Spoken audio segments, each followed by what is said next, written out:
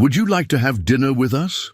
asks a poor girl to a lonely man, not knowing he was a millionaire with a terminal illness and that it would be his last Christmas. Before we start, I love seeing this community grow. Feel free to introduce yourself below. The bitter December wind cut through downtown Millfield, Ohio like a knife, sending newspaper scraps dancing across the empty parking lot of Murphy's Grocery. Most folks were home by now, warm kitchens filled with the smell of Christmas Eve dinner and children's laughter echoing through brightly lit houses. But not everyone had somewhere warm to go. William Harrison pulled his wool coat tighter as he walked toward his black Mercedes, the only car left in the lot. At 67, Bill had everything money could buy. A mansion overlooking the lake, more investments than he could count, and a business empire that had made him one of Ohio's wealthiest men. Yet tonight, like every night for the past 5 years, he was going home to an empty house. He'd just bought groceries for one. Again, a frozen dinner, some milk, bread that would go stale before he finished it. The cashier had wished him a Merry Christmas with pity in her eyes, and he'd managed a weak smile in return as he fumbled with his car keys. A small voice cut through the howling wind. "Excuse me, mister?" Bill turned to see a girl, maybe 12 years old, standing by the grocery store entrance. Her jacket was too thin for the weather, and her sneakers had holes that let the snow seep through. She had bright blue eyes and strawberry blonde hair that caught the streetlight. But what struck him most was her smile, genuine and warm despite the cold. "Yes, dear?" Bill's voice was gentler than it had been in months. The girl shifted nervously, glancing back toward the shadows near the store, where Bill could make out 2 more figures, a woman and a smaller child, both huddled together for warmth.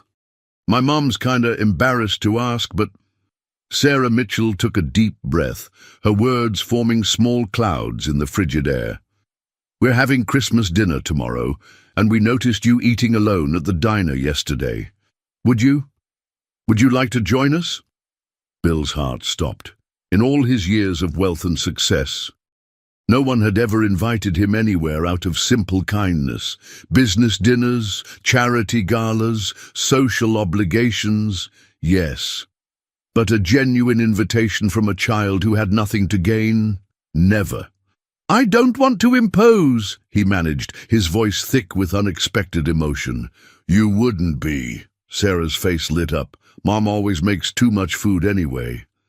And my little brother Tommy loves meeting new people. We don't have much, but—" She paused, then added with the wisdom of someone far older than her years, "Sometimes company is the best gift of all." Bill looked past her to the woman, clearly the mother, who was watching nervously.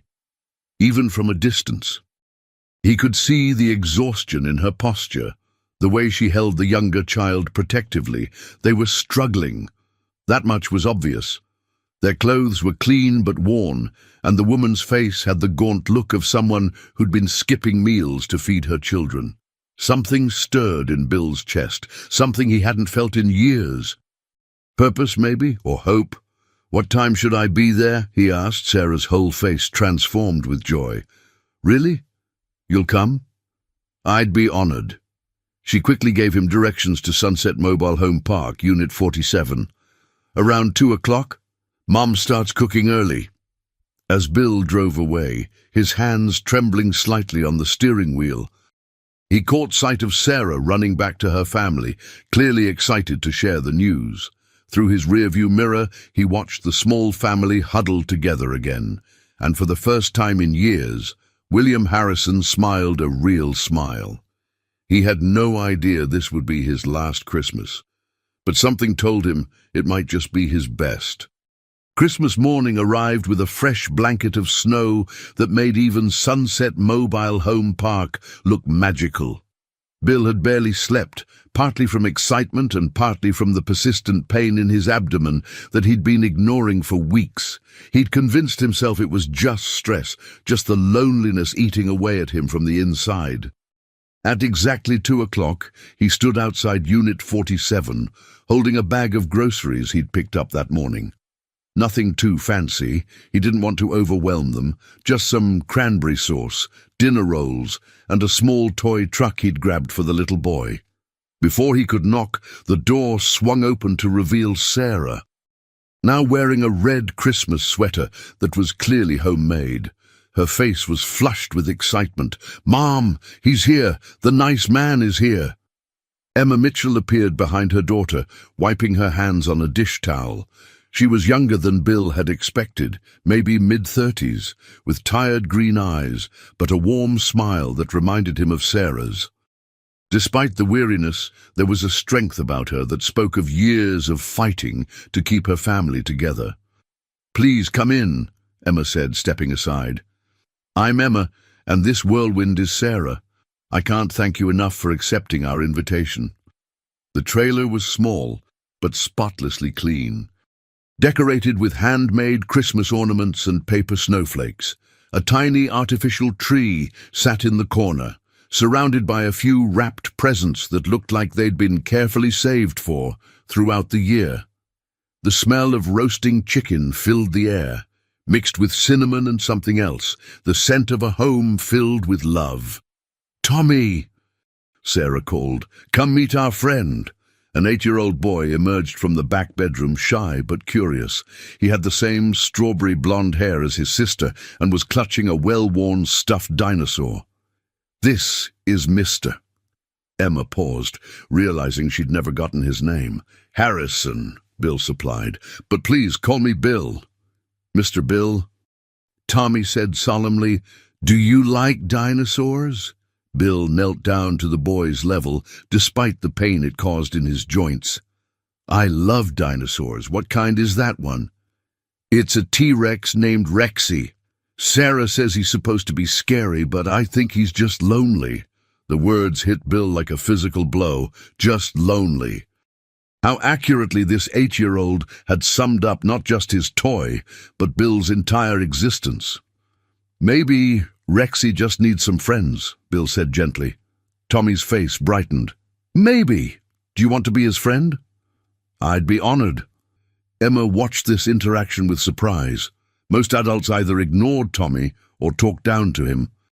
But this well-dressed stranger was treating her son with genuine respect and interest. As they gathered around the small table, Bill was amazed by what Emma had accomplished with so little. The chicken was perfectly seasoned, the mashed potatoes fluffy despite being made from a box, and the green beans were fresh, probably bought with careful budgeting and sacrifice. "Would you like to say grace, Mr. Bill?" Emma asked. Bill hadn't prayed in years, hadn't even thought about God since his wife died. But looking around this table, at these 3 people who had welcomed him with open hearts, despite having every reason to be suspicious of strangers, he felt moved to try. "Dear Lord," he began, his voice rusty with disuse, "thank you for this beautiful family who showed kindness to a stranger. Thank you for this meal prepared with love. And thank you for reminding me that the greatest gifts can't be bought with money." When he opened his eyes, Emma was wiping away tears. "That was beautiful," she whispered. As they ate, Bill learned their story in pieces. Emma had been on her own since Tommy was 2, working multiple jobs to keep them afloat. Sarah was incredibly bright, maintaining straight A's despite helping care for Tommy and doing household chores that most 12-year-olds never had to think about. "What do you do for work?" Emma asked politely. "I'm retired," Bill said simply, not wanting to burden them with talk of wealth when they clearly had so little. "I worked in business for many years." "That's nice," Sarah said. "Mom works at the diner and cleans offices at night. She works really hard." Emma blushed. "Sarah, it's true. You're the hardest working person I know."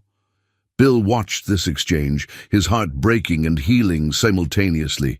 These children saw their mother as a hero, and she was. Emma Mitchell was doing everything right, with almost nothing to work with. After dinner, they played board games around the coffee table. Bill found himself laughing, actually laughing for the first time in years as Tommy made silly voices for his game pieces, and Sarah demonstrated her surprisingly strategic mind. As evening approached, Bill knew he had to leave, but something had changed inside him. The emptiness that had defined his life for so long felt smaller, pushed back by the warmth of this family's acceptance. "Thank you," he said to Emma as Sarah and Tommy hugged him goodbye. "This has been the best Christmas I've had in years." "Thank you for coming," Emma replied. "The kids loved having you here, I hope. Well, I hope you'll visit again sometime." As Bill walked to his car, Sarah called out, "Mr. Bill, will you come back soon?" He turned back, seeing all three of them framed in the doorway, light spilling out around them into the dark night. "I'd like that very much," he said. And for the first time in 5 years, William Harrison went home feeling like he belonged somewhere. 3 days after Christmas, Bill found himself driving back towards Sunset Mobile Home Park. He told himself he was just checking on them, making sure they were okay after the holidays. But the truth was simpler and more complex than that. He couldn't stop thinking about the warmth he'd felt at their table, the way Sarah had looked at him without judgment, how Tommy had shared his dinosaur stories with such trust. The pain in his abdomen had been getting worse, sharp stabs that took his breath away when he thought no one was looking. He'd made an appointment with Dr. Chen for next week, but he pushed those thoughts aside as he pulled up to Unit 47.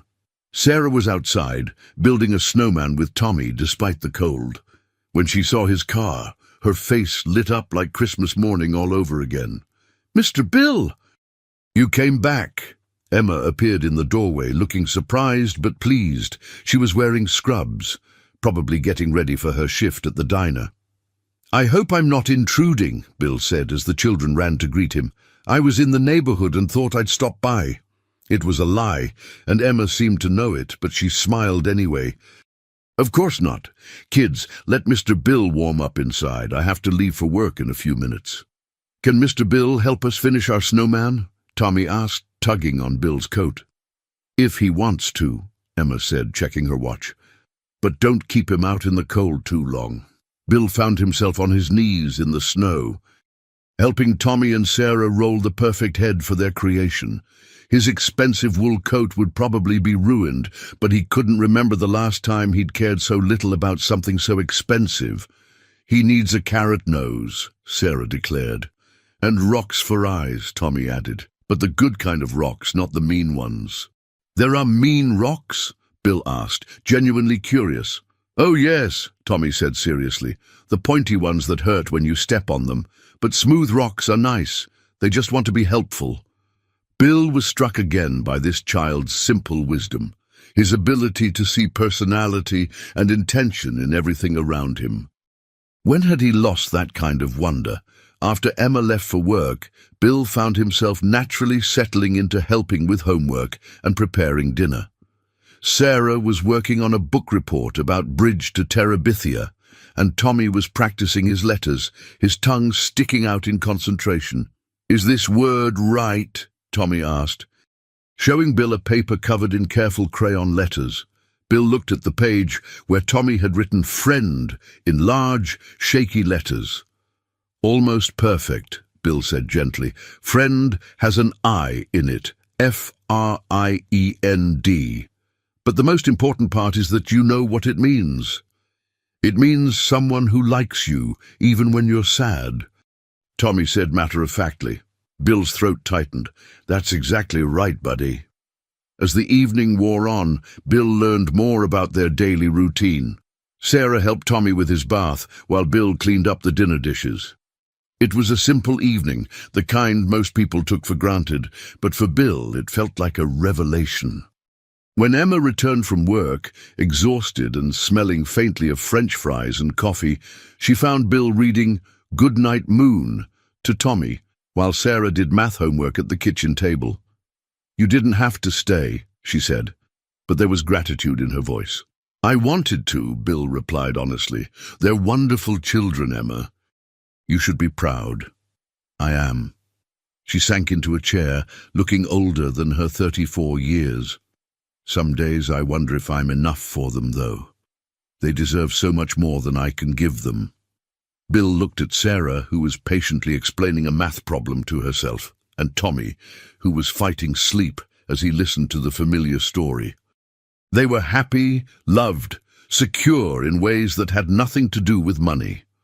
They have everything they need, he said quietly. They have you. Something passed between Emma and Bill in that moment, an understanding that went beyond words. She saw his loneliness, and he saw her exhaustion. And somehow both burdens felt lighter for being acknowledged. As Bill prepared to leave, Tommy ran up and hugged his legs tightly. "Will you come back tomorrow?" the boy asked. Bill looked at Emma, who nodded slightly. "If it's okay with your mum, I'd like that very much."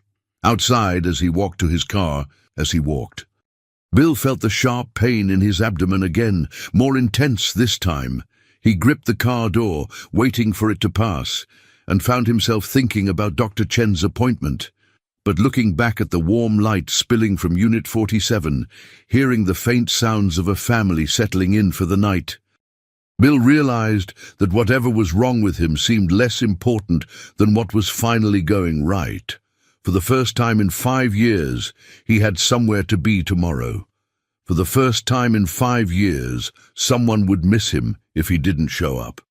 That night, alone in his sprawling mansion overlooking Lake Erie, Bill walked through rooms filled with expensive furniture that had never truly felt like home.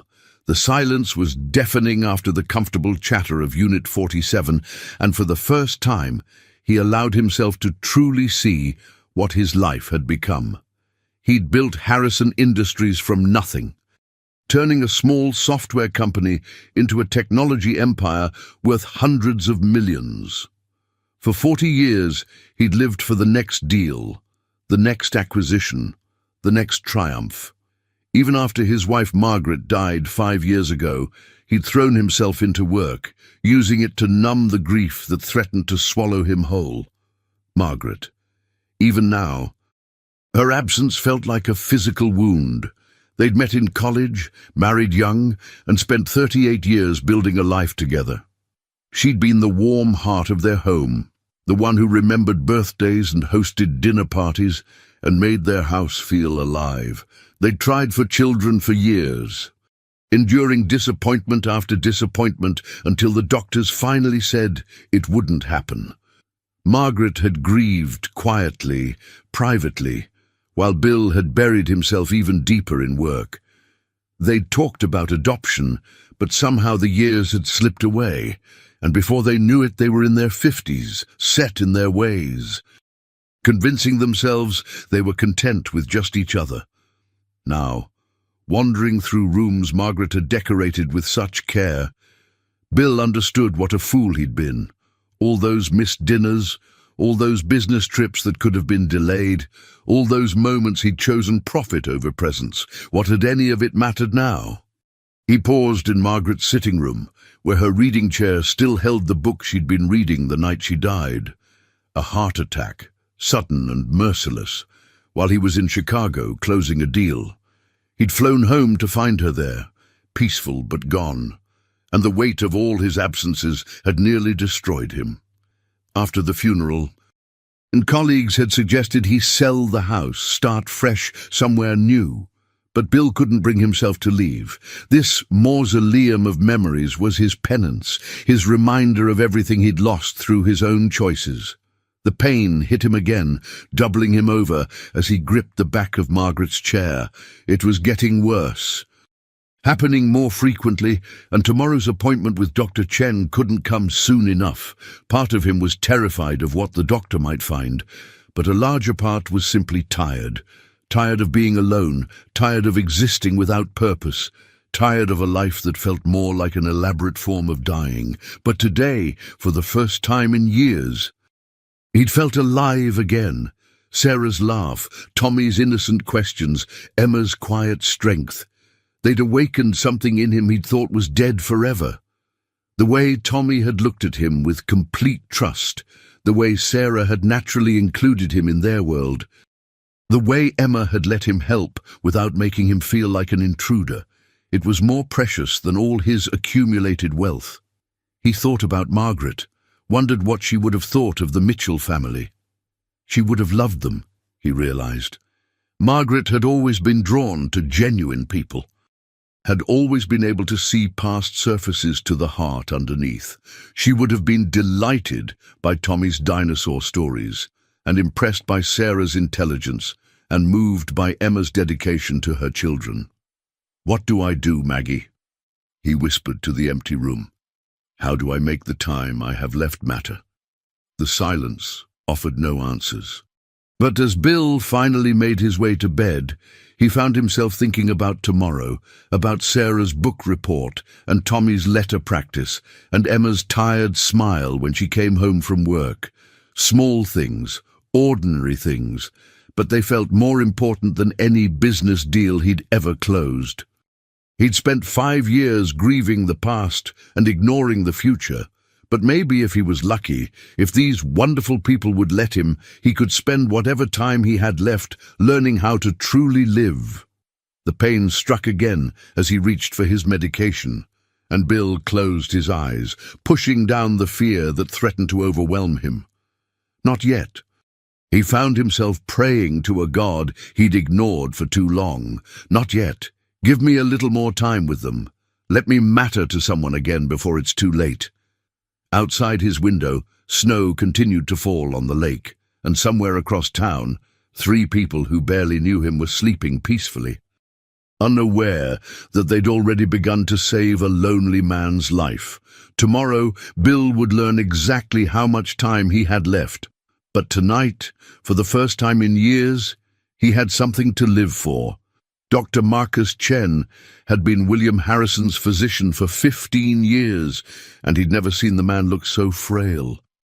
Bill sat on the examination table in a hospital gown that made him appear smaller, older, more vulnerable than the powerful businessman who usually strode into his office in perfectly tailored suits. "The blood work confirms what the CT scan showed," Dr. Chen said gently, pulling up a chair to sit at eye level with his patient. "Bill, I'm sorry to tell you this, but you have pancreatic cancer, stage 4. Bill had prepared himself for bad news, but the word still hit him like a physical blow. "How long?" "With treatment, maybe 8 to 10 months. Without." Dr. Chen paused, his expression carefully neutral. 3 to 6 months, possibly less. The room seemed to spin around Bill as he processed this information. 3 to 6 months. He thought of Tommy's eager face, Sarah's bright smile, Emma's quiet strength. He'd just found them, just discovered what it felt like to belong somewhere again. And now, what would treatment involve? He asked, his voice steady despite the chaos in his mind. "Chemotherapy, radiation, surgery, if we can shrink the tumor enough. But I have to be honest with you. Pancreatic cancer at this stage is aggressive. Treatment might give you more time, but it would be time spent feeling sick, weak in and out of hospitals." Bill closed his eyes, thinking of Margaret's last months. She'd fought brain cancer with every ounce of strength she had, enduring treatments that left her barely recognizable, clinging to life with desperate determination. In the end, the disease had won anyway, but not before stealing her dignity, her joy, everything that had made her herself. "Can I think about it?" "Of course. But Bill..." Dr. Chen leaned forward, his voice dropping to the tone he reserved for the hardest conversations. "Is there anyone you'd like me to call? Family? Friends? This isn't something you should face alone." Bill almost laughed at the irony. Until a week ago, the answer would have been a resounding no. He had distant cousins he hadn't spoken to in years, business associates who would send expensive flowers and then forget about him, a staff who would mourn appropriately and move on. But now there was a 12-year-old girl who asked about dinosaurs and helped with homework. An 8-year-old boy who saw personality in rocks and trusted strangers with innocent faith, and a 34-year-old woman who worked herself to exhaustion to provide for her children and still found room in her heart to invite a lonely old man to dinner. There might be, he said quietly. I'll let you know. Lee, the drive from the medical center back to Sunset Mobile Home Park, felt like traveling between two different worlds. In one, he was William Harrison, wealthy businessman, facing a terminal diagnosis with the cold efficiency that had characterized most of his adult life. In the other, he was Mr. Bill, friend to dinosaurs and helper with homework. Someone who mattered not for what he owned, but for who he was becoming. When he arrived at Unit 47, Sarah was outside again, this time helping Tommy build what appeared to be a snow fort. Their faces lit up when they saw him, and Bill felt his heart clench with the terrible knowledge of what he now carried. "Mr. Bill!" Tommy called. "Look! We're making a castle for Rexy." Bill knelt beside them, grateful for the distraction of their project. "That's the finest dinosaur castle I've ever seen," he said, helping them pack snow into the walls. "Are you okay?" Sarah asked, studying his face with the intuitive awareness that some children possessed. "You look sad." Bill forced a smile. "Just tired, sweetheart. Doctor's appointments can be exhausting." Emma emerged from the trailer, already dressed for her evening shift at the diner. She took one look at Bill and immediately crossed to him, her expression concerned. "Everything all right?" she asked quietly. "Fine," Bill lied, hating how easily the deception came. "Just routine checkup stuff." But Emma's eyes lingered on his face, and Bill realized that lying to her felt wrong in a way that lying to business associates never had. This woman had welcomed him into her family's life with open arms, and he was already keeping secrets from her. As Emma left for work and the children settled into their evening routine, Bill found himself memorizing details he'd never paid attention to before. The way Tommy hummed while he colored, completely absorbed in his task. The careful way Sarah organized her school supplies, already showing the responsibility that poverty had forced on her too young. The faint scent of vanilla candles that Emma used to make the small space feel more like home. "Mr. Bill," Tommy said, climbing into his lap with his dinosaur book, "will you read about the long-neck ones tonight?" Bill pulled the boy closer, feeling the solid weight of him, breathing in the sweet scent of children's shampoo and innocence. "Of course, buddy. Which one should we start with?" As he read about brontosauruses and their peaceful lives in ancient forests, Bill made a decision. Whatever time he had left, 3 months, 6 months, maybe more if he was lucky. He wouldn't spend it in hospital beds feeling sorry for himself. He would spend it here, with this family who had shown him what love looked like when it wasn't complicated by money or expectations or the weight of past mistakes. He would spend it learning how to be the man Margaret had always believed he could be. He would spend it making sure that when his time came, 3 people who had barely known him would remember him not as a wealthy stranger, but as someone who had truly mattered in their lives. The only question now was how much of the truth he could bear to tell them, and when. 2 weeks into January, weeks into, Bill had fallen into a routine that felt more natural than anything had in years. He arrived at Unit 47 each afternoon, helped with homework, played with the children, and stayed for dinner. Emma had stopped protesting his contributions to their meals, accepting his grocery offerings with grace that came from understanding how much he needed to feel useful.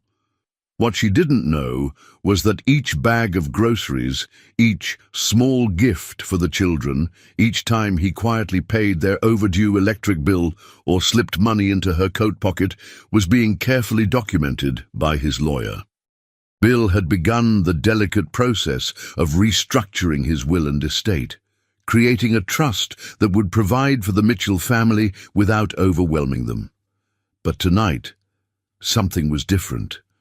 Emma was quiet during dinner, distracted in a way that had both children shooting worried glances in her direction. "Mom?" Sarah asked as they cleared the table. "Is everything okay?"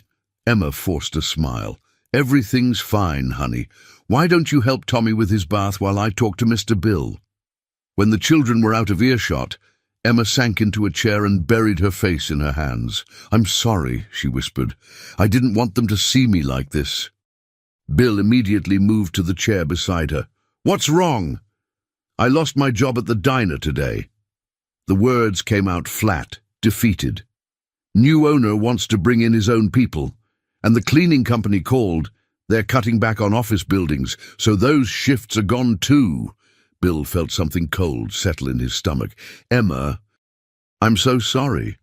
I have maybe 3 weeks of savings if I'm careful, 3 weeks to find something new, or—" She gestured helplessly around the small trailer that represented everything she'd worked so hard to provide for her children. "There has to be something. In Millfield?" Emma laughed bitterly. "I've been looking for better work for years. There's nothing here that pays enough to support 3 people. I might have to." She stopped, unable to voice the words. "What?" "Move in with my sister in Cleveland. She's offered before, but her apartment is tiny, and the kids would have to change schools, leave their friends." Tears started rolling down her cheeks. "Sarah's finally settled somewhere, doing well in school, and Tommy's just started to come out of his shell. And now I have to tear their whole world apart because I can't provide for them." Bill watched this woman who had shown him such kindness collapse under the weight of fears he could solve with a single phone call. His fortune was vast enough that he could buy the entire mobile home park without feeling the expense, could set up a trust that would ensure the Mitchell family never worried about money again.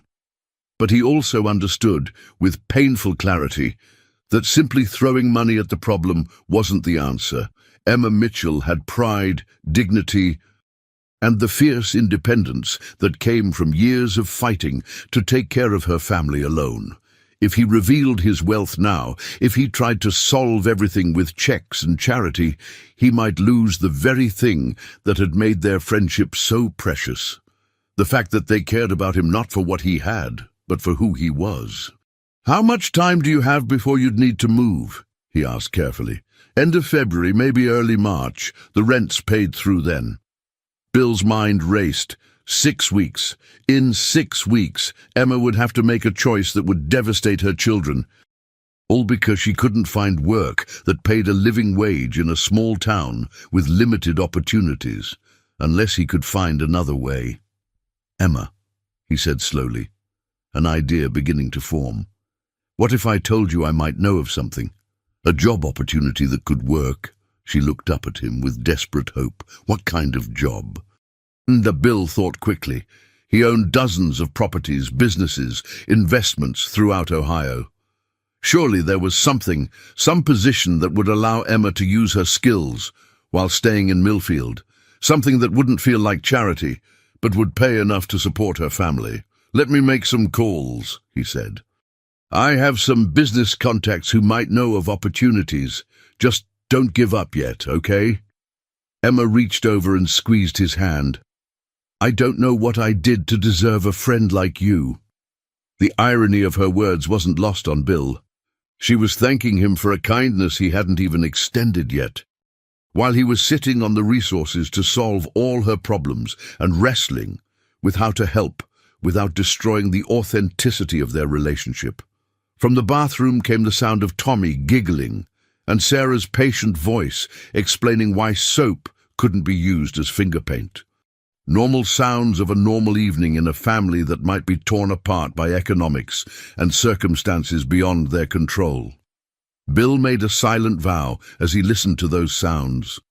He would find a way to help that preserved Emma's dignity and kept this family together, and when his time came, which Dr.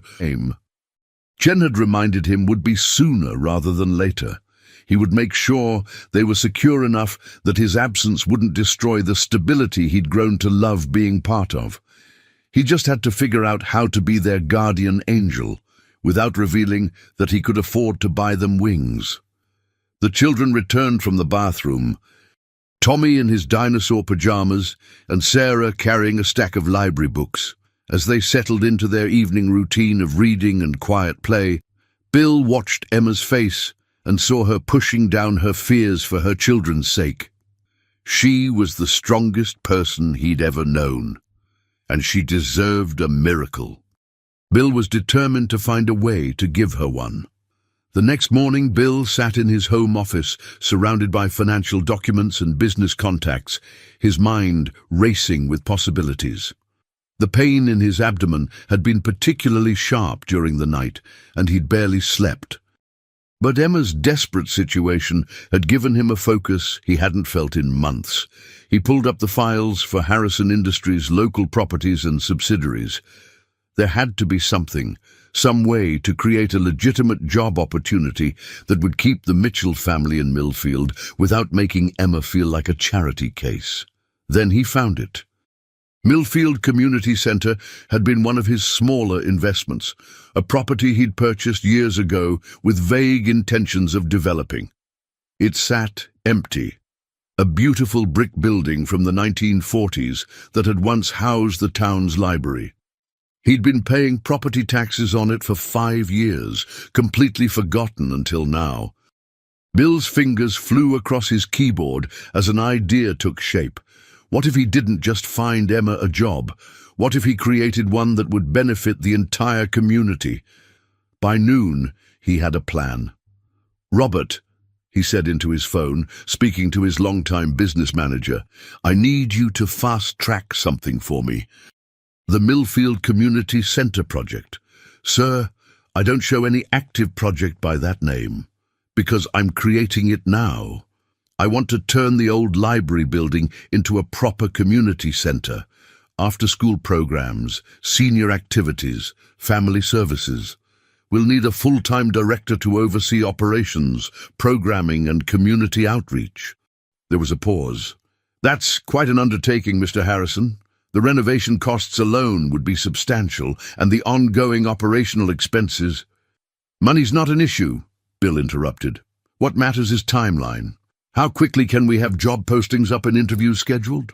"Well, if you're serious about this, I suppose we could have preliminary positions posted within a week, pending board approval, and consider the board approved.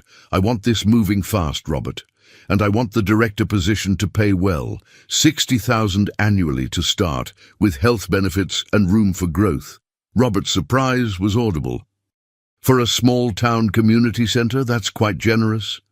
Good people deserve good compensation. Make it happen." After hanging up, Bill drove straight to Unit 47, where he found Emma helping Tommy with a puzzle, while Sarah practiced piano on a small keyboard that had seen better days. "Emma, could I speak with you privately?" he asked. They stepped outside into the cold afternoon air, and Bill chose his words carefully. "I made some calls about job opportunities, and something interesting came up. There's a developer looking to create a community centre here in Millfield. After-school programs, senior services, that sort of thing. They're looking for someone to run it." Emma's eyes lit up cautiously. What kind of qualifications would they need? Someone with experience, managing multiple responsibilities, working with families, understanding community needs. Someone who knows how to stretch a budget and make things work with limited resources. Bill paused. "Someone exactly like you." "Bill, I don't have any formal education in community management, or you've been managing a community of 3 for years, Emma. You know every family in this park. You volunteer at the school. You understand what people need because you've needed it yourself. That's worth more than any degree." Emma was quiet for a long moment, hope and skepticism warring in her expression. When would they be interviewing? Next week. The pay would be $60,000 a year plus benefits. Emma's knees nearly buckled. $60,000? Bill, that's more than I've ever dreamed of making. Are you sure this is real? The desperate hope in her voice nearly broke Bill's heart. He was offering her security, the chance to provide for her children without the constant fear of financial catastrophe, and the knowledge that he was essentially buying her that security with his own money felt both right and terrifying. "It's real," he said simply. "Would you be interested?" "Interested?" Emma laughed, tears starting to fall. "Bill, This could change everything for us. The kids could stay in their school, we could stay in our home, I could actually plan for their future instead of just surviving day to day.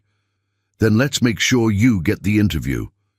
That evening, as they sat around the dinner table, Emma shared the news with Sarah and Tommy. The children's excitement was infectious, and Bill found himself caught up in their hope, despite knowing that he was orchestrating everything from behind the scenes.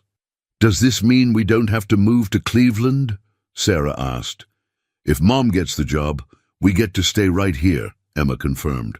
Tommy clapped his hands. "And Mr. Bill can still come visit us." "Every day, if you'll have me," Bill promised, the words carrying more weight than the boy could possibly understand. Later, after the children were in bed, Emma walked Bill to his car. "I don't know how to thank you," she said. "You've given us hope when I thought we were out of options." "You gave me something more precious," Bill replied. "You gave me a family." The words hung between them in the cold night air, deeper and more meaningful than either of them was quite ready to acknowledge. Emma reached up and hugged him, and Bill closed his eyes, memorizing the feeling of being truly needed by someone who had no agenda beyond genuine affection. As he drove home, Bill felt a sharp stab of pain that doubled him over at a red light. The cancer was progressing faster than Dr. Chen had predicted, but seeing Emma's hope tonight, knowing that he could secure her family's future, made every moment of discomfort worth it. He had maybe 4 months left if he was lucky. He was going to make every single day count. The interview took place on a snowy Thursday morning at the Harrison Industries downtown office. Bill watched from his executive suite on the 4th floor as Emma walked into the building. Wearing a navy dress she'd borrowed from her neighbor and carrying a folder with her hastily assembled resume. She looked nervous but determined, and Bill felt a surge of pride mixed with guilt. She had no idea that the 3-person interview panel consisted of his hand-picked employees, or that the job had been created specifically for her. Robert Mitchell, his business manager, conducted the interview with professional thoroughness. Bill had insisted that Emma be evaluated fairly.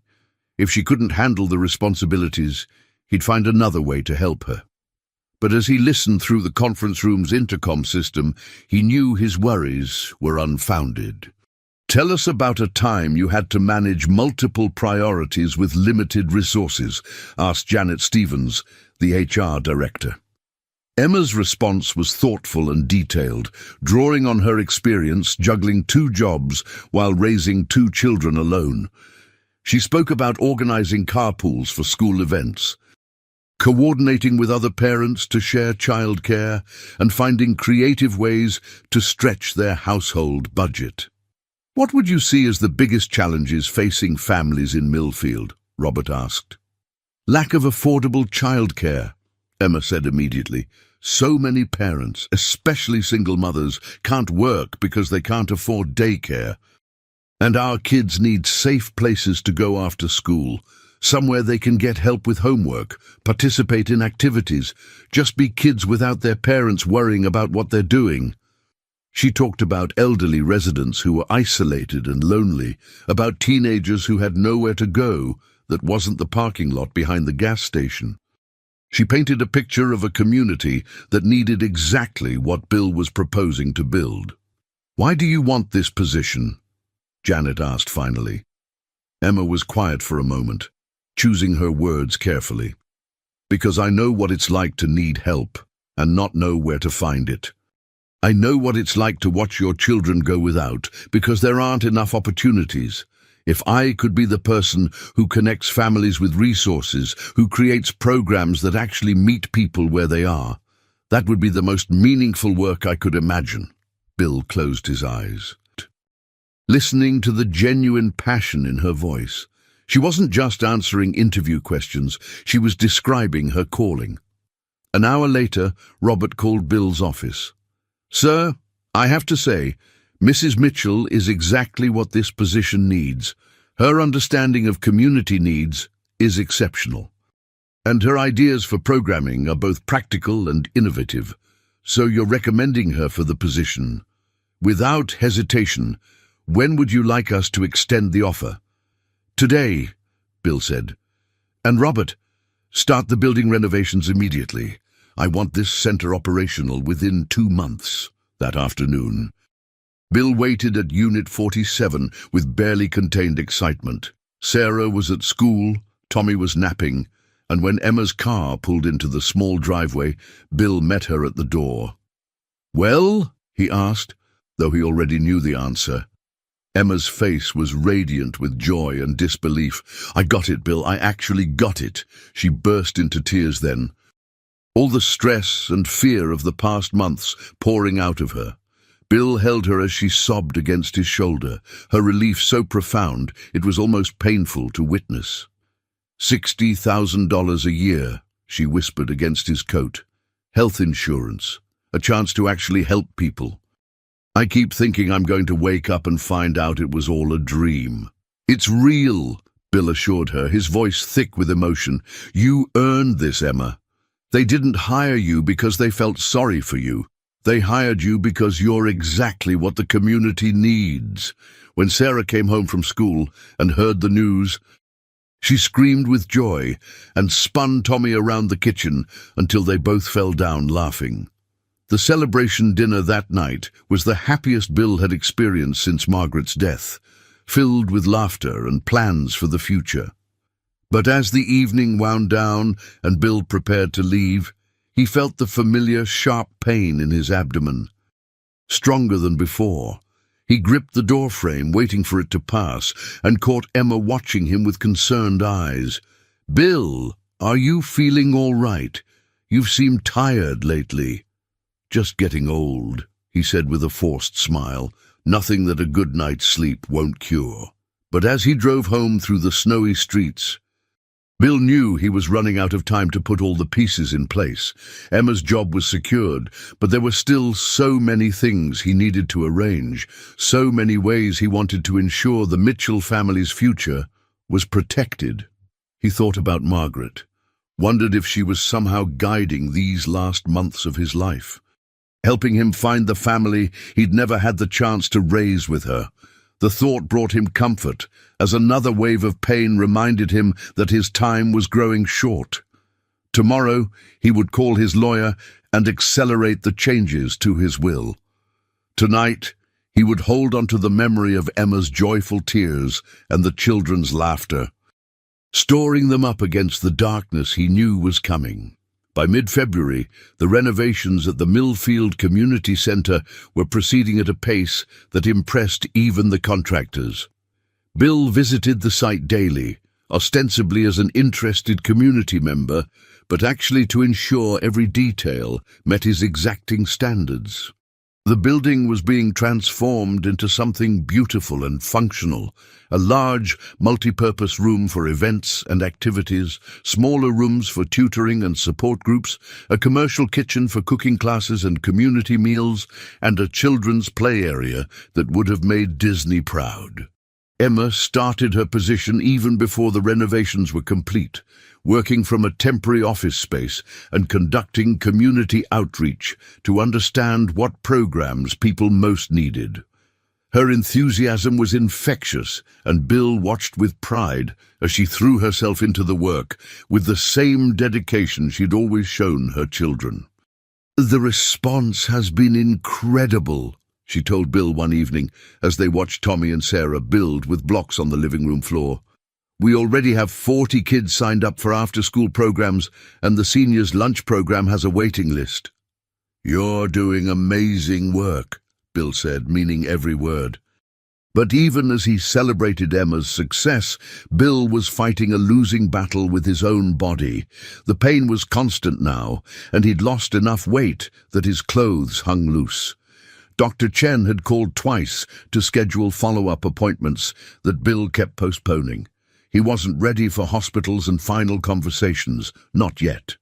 "Mr. Bill," Tommy said, abandoning his blocks to climb into Bill's lap. "Are you sick?" The question caught Bill off guard. "Why do you ask, buddy?" "You look like how Mom looked when she had the flu, all pale and tired." Emma looked up sharply from the paperwork she'd been reviewing. "Tommy's right. Bill, you've lost weight and you seem exhausted. Maybe you should see your doctor again." "I'm fine," Bill said automatically, but he could see the skepticism in Emma's eyes. "Adults always say they're fine when they're not," Sarah observed with 12-year-old wisdom. "Like when Mom said she was fine when she was worried about money, but she wasn't really fine at all." Bill found himself caught between three sets of concerned eyes, and for a moment he almost told them the truth. Almost said that he was dying, that his time with them was measured in weeks rather than months, that every day he spent in their warm kitchen was borrowed time. Instead, he deflected. "I promise I'll see my doctor soon, okay?" Promise," Tommy insisted, holding out his pinky finger. Bill linked their pinkies together, the childish gesture somehow carrying more weight than any business contract he'd ever signed. Promise." That night, alone in his mansion, Bill finally returned Dr. Chen's calls. "The blood work from last month shows significant progression," Dr. Chen said gently. "Bill, I really think we need to discuss treatment options or at least pain management. You're suffering unnecessarily." "How long?" Bill asked bluntly. "At this rate, maybe 8 weeks, possibly less." 8 weeks. Bill closed his eyes, calculating. It was mid-February now. 8 weeks would take him to mid-April. He'd wanted to see one more Christmas with the Mitchell family, but that was clearly impossible. But there was something else he could give them, something that would ensure his memory remained a source of joy rather than grief. "Dr. Chen, I need to ask you about something. If I wanted to organize a celebration, something special for people I care about, how much time do I realistically have before?" "Before you're too sick to enjoy it," Dr. Chen understood immediately. "If you're talking about a significant event, I'd say plan for the next 3 to 4 weeks. After that, the pain and fatigue will likely make it difficult for you to participate fully. Thank you for your honesty. Bill, please consider letting me help you with pain management. There's no reason for you to suffer through this alone." "I'll think about it," Bill said, though they both knew he wouldn't. After hanging up, Bill sat in Margaret's reading chair and began to plan. He couldn't give the Mitchell family Christmas in December, but he could create something even more special, a celebration of their time together, a way to say goodbye without burdening them with the truth until they were strong enough to handle it.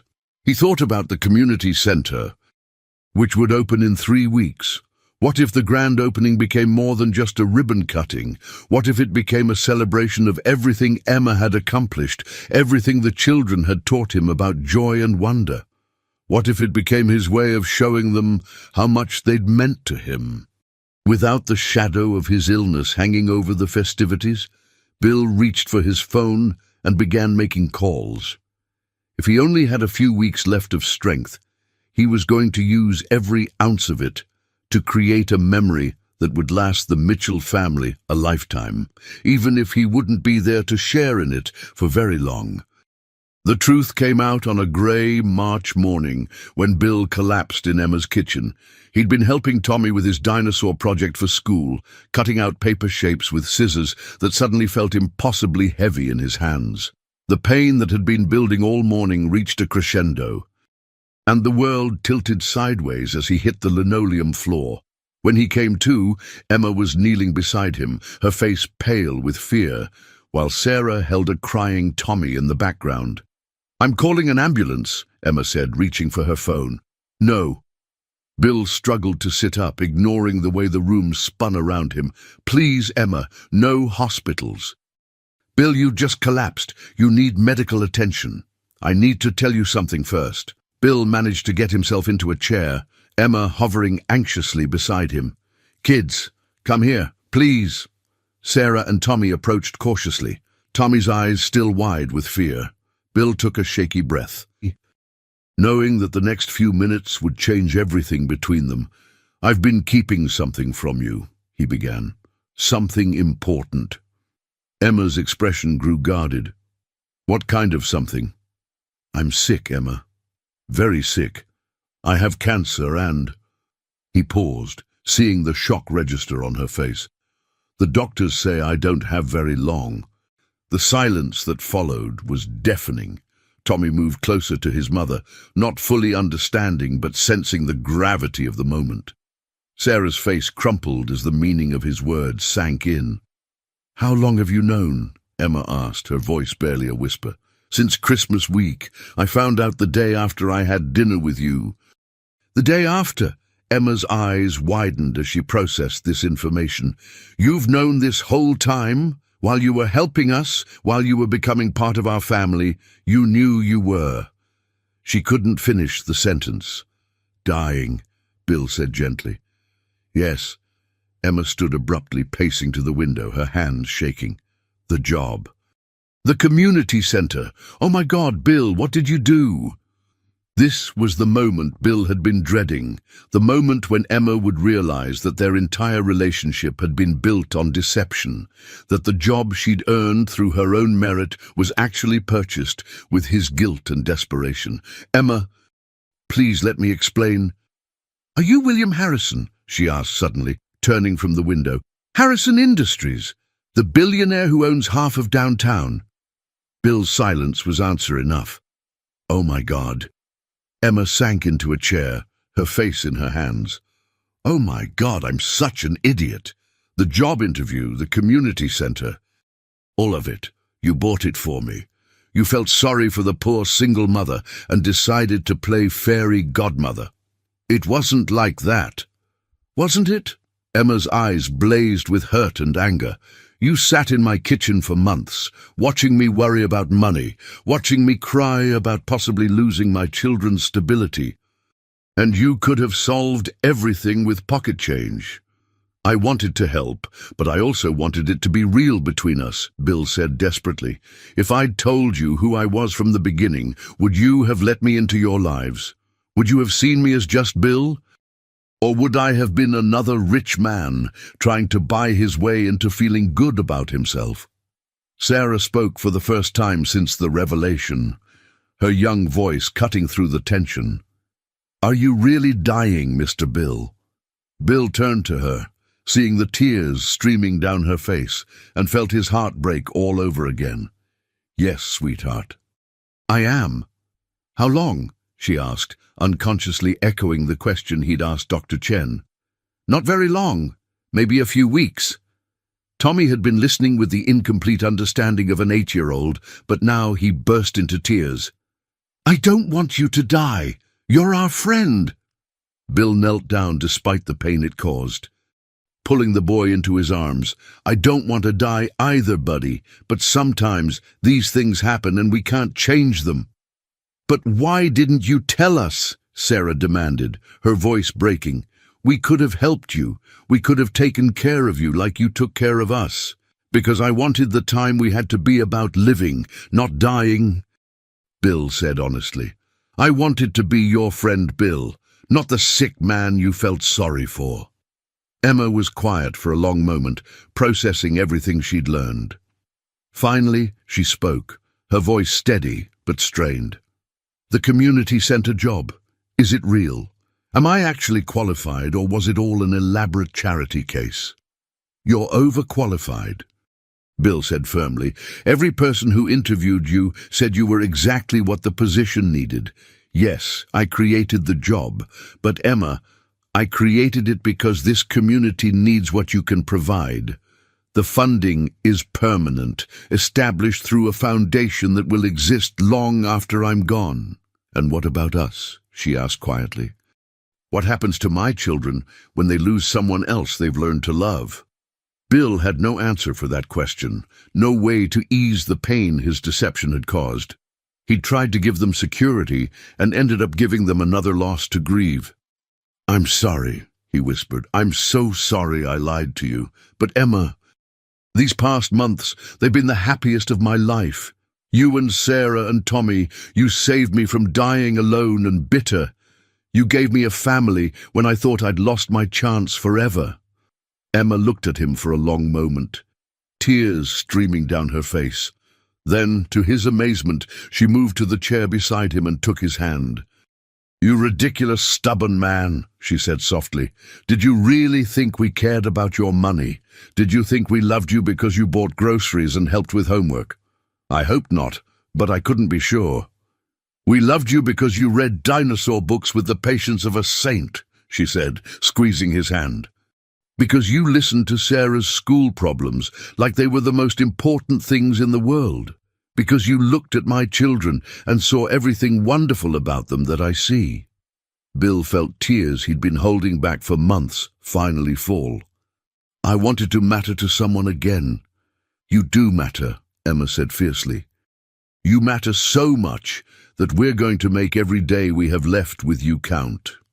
Sarah and Tommy moved closer, and suddenly Bill found himself surrounded by the family he'd found in his final months, accepting him not despite his deceptions, but because of the love that had motivated them. It wasn't the ending he'd planned, but it was more grace than he'd ever dared to hope for. The weeks that followed Bill's revelation were unlike anything any of them had experienced. Once the initial shock wore off, the Mitchell family seemed determined to make Bill's remaining time as meaningful as possible. While Bill struggled with the reality of being cared for instead of being the caregiver, Emma took a leave of absence from the community center, which was set to open in 2 weeks, to help Bill manage his pain and decline. She moved into the guest room of his mansion, not because he needed round-the-clock care yet, but because none of them wanted to waste precious time on commutes and logistics. "This house is bigger than our entire mobile home park," Sarah marveled as she explored the numerous rooms. "It's too big," Bill admitted, watching Tommy race through the vast living room with arms outstretched like an airplane. "I always meant to downsize after Margaret died, but I never got around to it." "Tell us about her," Emma said gently. They were sitting in Margaret's sunroom, overlooking the snow-covered gardens that his late wife had designed. Bill's face softened as he began to share memories he'd kept locked away for 5 years. Margaret's laugh, her terrible attempts at cooking fancy dinners, the way she'd read entire novels aloud to him during his business trips so they could discuss them when he came home. "She would have loved you all," he said, watching Sarah help Tommy build a fort out of couch cushions. "She always wanted children, but it just didn't happen for us." "Oh, she got them in the end," Emma said quietly, "just not the way she expected." Dr. Chen began making house calls, helping Bill manage his pain while allowing him to stay in comfortable surroundings. The physician was amazed by the difference in his patient's demeanor. "I've never seen someone face terminal illness with such peace," he told Emma privately. "Whatever you're all doing, it's giving him something medicine can't provide." What they were providing was normalcy mixed with intentional memory-making. Morning pancakes with Tommy's help that always resulted in more batter on the floor than in the pan. Afternoon homework sessions where Sarah worked on algebra while Bill dozed in his chair nearby. Evening story time that now included tales from Bill's business travels and Margaret's adventures as a young teacher. But perhaps most importantly, they were learning to say goodbye in pieces, through small conversations and meaningful moments rather than one devastating final scene. "Mr. Bill," Tommy said one evening as they looked at stars through the mansion's telescope, "when you die, will you become a star?" "I don't know, buddy," Bill said honestly. "What do you think?" "I think you'll become the brightest one, so we can always find you." Bill's throat tightened. "I'd like that very much." Sarah's approach was more practical, but equally heartbreaking. She began writing down everything Bill told them, stories about his childhood, advice he gave her about school, silly jokes he made during dinner. She was creating a record, a way to preserve his voice for Tommy when he was older. "When I have kids someday," she told him one afternoon, "I want to be able to tell them about their grandfather Bill." The title made Bill's breath catch. Grandfather Bill. It was more than he'd ever dreamed of being. Emma's way of coping was to take care of him with the same fierce dedication she'd always shown her children. She researched his condition, learned to manage his medications, and somehow always knew when he needed to rest and when he needed distraction. "You don't have to do this," he told her one particularly difficult morning when the pain had kept him awake all night. "Yes, I do," she said simply. "You're family now. This is what family does." As March progressed and Bill's strength continued to decline, they made decisions together about how to handle the inevitable. Bill's lawyer, Robert, had become a regular visitor, helping to finalize the trust that would provide for the Mitchell family's future. "The community center will be fully funded in perpetuity," Robert explained to Emma. "Your position is guaranteed, with annual increases built in. There's also an education fund for the children, and a separate trust that will provide comfortable living expenses for life." "It's too much," Emma protested, as she had many times before.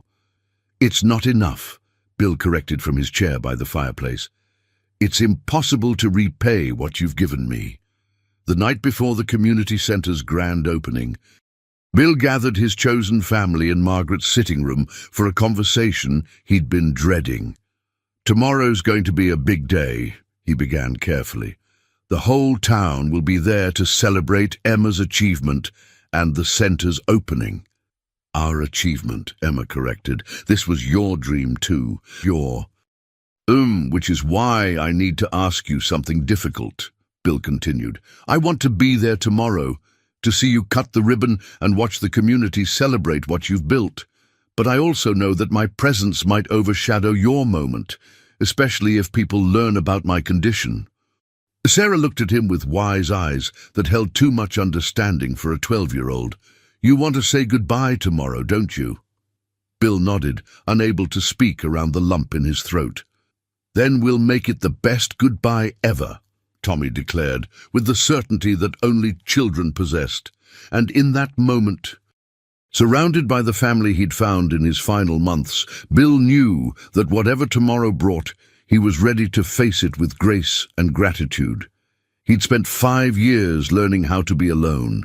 Now, thanks to 3 people who'd seen past his wealth to his heart, he was going to learn how to say goodbye while surrounded by love. The morning of the Millfield Community Center's grand opening dawned crisp and clear, with the kind of bright March sunshine that promised spring was finally coming. Bill woke early, as he had every morning for the past month, but today the pain seemed manageable, as if his body was granting him one last gift of clarity and strength. Emma found him in the kitchen at 6 a.m., fully dressed in his best suit, sitting at the table with a cup of coffee and watching the sunrise through the window. "How are you feeling?" she asked, settling beside him with her own cup. "Like I'm exactly where I'm supposed to be," he said simply. By 10 o'clock, the entire downtown area around the community center was bustling with activity. Local news crews had arrived to cover the opening of what was being called the most significant community investment in Millfield's history. Mayor Patterson was there, along with city council members and what seemed like half the town's population. Bill arrived separately from the Mitchell family, as they'd planned. He wanted Emma to have her moment of recognition without the distraction of questions about his involvement or condition. From his position near the back of the crowd, he watched with immense pride as Emma stood at the ribbon-cutting ceremony, radiant with confidence and purpose. "Ladies and gentlemen," Mayor Patterson announced, "it gives me great pleasure to introduce Emma Mitchell, the director of our new Millfield Community Center." The applause was thunderous as Emma stepped forward, holding the oversized scissors. But before she cut the ribbon, she scanned the crowd until her eyes found Bill's. Their gaze held for a moment that seemed to stretch forever, and Bill saw everything he needed to know in her smile. She was going to be fine. They all were. "This center represents more than just programs and services," Emma said into the microphone, her voice carrying clearly across the crowd. "It represents hope, community, and the belief that when we support each other, we can overcome any challenge. As she cut the ribbon and the crowd cheered, Bill felt a hand slip into his. He looked down to see Tommy beside him, having somehow escaped his sister's supervision to find his way through the crowd. "Are you proud of Mom?" Tommy whispered. "So proud," Bill said, his voice thick with emotion. The next few hours passed in a blur of tours, demonstrations and celebrations. Bill mingled quietly with the crowd, accepting congratulations from people who assumed he was just another community supporter. He watched Sarah give enthusiastic tours to other children, explaining the homework, help stations, and computer lab with the expertise of someone who'd helped plan every detail. As the afternoon wore on and the official festivities began to wind down, Bill found himself in the center's main room, surrounded by the three people who had become his world. The crowds had thinned, and the lighting had softened to a warm glow that made everything feel magical. "Mr. Bill," Sarah said, approaching him with something behind her back, "we have something for you." She produced a photo album, clearly handmade, with "Our Friend Bill" written on the cover in her careful handwriting. Inside were pictures from their months together, Bill reading to Tommy, helping with homework, cooking dinner in their tiny kitchen, building snowmen, and dozens of other ordinary moments that had become extraordinary through love. "So you don't forget us," Tommy said seriously. "I could never forget you," Bill whispered. Turning the pages with trembling hands, Emma appeared beside them, holding a small, wrapped package. "This is from all of us," she said. Inside was a watch, simple and elegant, with an inscription on the back. "To Bill, our hearts are always with you. Love, Emma, Sarah, and Tommy." "It's beautiful," Bill said, fastening it around his wrist. "I'll treasure it always." "However long always is," Sarah added quietly, and Bill realized she understood exactly what was happening. As the sun began to set and the community center prepared to close for the evening, the four of them stood together in the main room, surrounded by evidence of dreams made real and love shared freely. "I need you to know something," Bill said, gathering his strength for the words he'd been planning for weeks. "These past few months with you have been the greatest gift of my life. You welcomed a lonely stranger into your family, and you loved me not for what I could give you, but for who I was with you." "Who you are," Emma corrected gently. "Present tense, Bill. Always present tense." "When I'm gone," Bill continued, his voice steady despite the tears in his eyes, "I want you to remember that every good thing that comes to you, every success and joy and triumph, you've earned through your own strength and love. The community center, the opportunities it will bring, the lives you'll touch, that's all you, Emma. I just had the privilege of helping make it visible." Tommy moved closer and wrapped his arms around Bill's waist. "I love you, Grandpa Bill." The title that Sarah had mentioned weeks ago, now spoken by Tommy with absolute sincerity, nearly undid Bill's composure completely. "I love you too. All of you, more than I ever knew was possible." Sarah joined the embrace, followed by Emma, and for a moment they stood together in the golden light of the setting sun, streaming through the community center's windows. A family bound not by blood, but by choice and love, and the precious gift of time shared. As they finally prepared to leave, Emma walking slowly beside Bill, while the children ran ahead to the parking lot, she took his arm gently. "Thank you," she said simply. "For what?" "For showing us that families come in all shapes and sizes, and that love isn't limited by time or circumstance." She paused, looking at the community center that would stand as a monument to both her dreams and his generosity, for teaching us that the best gifts aren't the ones you can buy, but the ones you create through caring about each other. That night, as Bill sat in Margaret's reading chair for the last time, looking at the photo album Sarah had made and wearing the watch that would tick away his final hours, He felt something he hadn't experienced since Margaret's death: complete peace.